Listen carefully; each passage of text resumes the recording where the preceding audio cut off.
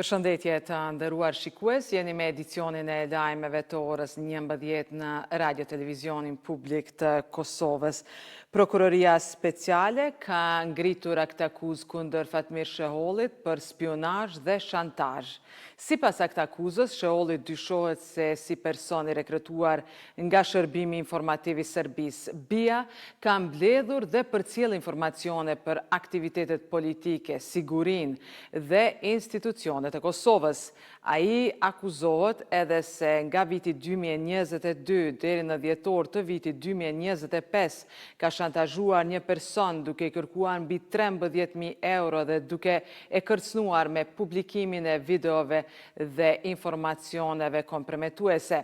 Rasti është dërguar në gjykatën themelore në Prishtinë, ndërsa Sheholli ndodhet në paraburgim.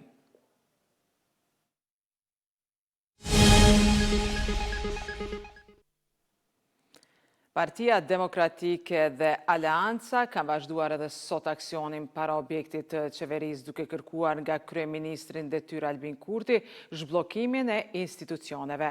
Të shoqëruar nga asambles, drejtor dhe aktivist të komunës së Prishtinës, ata kërkuan rikthimin e rendit kushtetues dhe konstituimin e kuvendit. Dy subjektet opozitare kanë thënë se nuk do të tërhiqen nga kërkesa e tyre derisa institucionet të zhbllokohen. Shumë i madh dhe ka vetëm një njeri që sot nuk lodhet për stagnimin në gjitha drejtimet që ka Republika e Kosovës.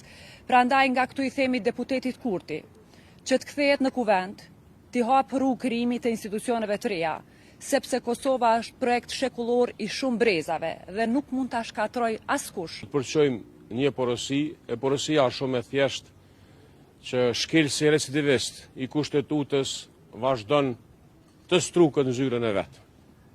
Ai 120 deputetëve të kuvendit Kosovës ja u ka marrë mandatin që ja u ka dhënë populli. Ai, një njeri i vetëm, nuk lejon që të ushtrojmë detyrën tonë si të zgjedhur të popullit, të votuar nga sovrani në kuvendin e Republikës Kosovës. Kosova nuk ka kohë për të humbur. Qytetarët nuk kanë kohë për të pritur kalkulimet politike të askujt. Prandaj, kërkesa jonë është e qartë. Albin Kurti nuk mundet në njërën anë t'i gëzoj privilegjet e qeverisë, ndërsa në anën tjetër të mbehet i bllokuar konstituimi i kuvendit. Institucionet nuk janë pronë e një individi, po as e një partie politike. Presidenca ka njoftuar se procedura për emrimin e anëtarëve të rinj të Komisionit Qendror të Zgjedhjeve ende nuk është përmbyllur. Pas pranimit të propozimeve nga subjektet politike, zyra e presidentës ka kërkuar verifikimin e kandidatëve nga institucionet kompetente të sigurisë. Presidenca thot se afati 5 ditor ka përfunduar, por emrimet nuk janë bërë për shkak të pritjes së përgjigjeve nga institucionet e sigurisë. Pas verifikimeve, pritet të ndërmerren hapat për përmbylljen e procedurës. Vazhdojmë me lajmet tjera. Në moshën 78 vjeçare është ndarë nga jeta ish nënkryetari i Lidhjes Demokratike të Kosovës, njëherë është ish kryetari i komunës së Prizrenit Eqrem Kryeziu. I njohur si një nga figurat qendrore të skenës politike të pasluftës, Kryeziu shërbej për disa mandate si deputet në Kuvendin e Kosovës. Ai ishte doktor i shkencave filologjike dhe profesor i letërsisë shqipe në Universitetin e Prishtinës. Viteve të fundit, Kryeziu ishte tërhequr nga skena politike.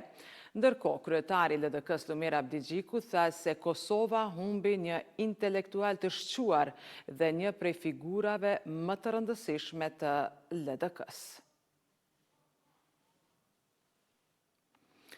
Vazhdojmë me lajmet tjera. Kryeqyteti ka bërë apel urgjent për qytetarët pas zjarreve që kanë përfshirë malet përreth Prishtinës.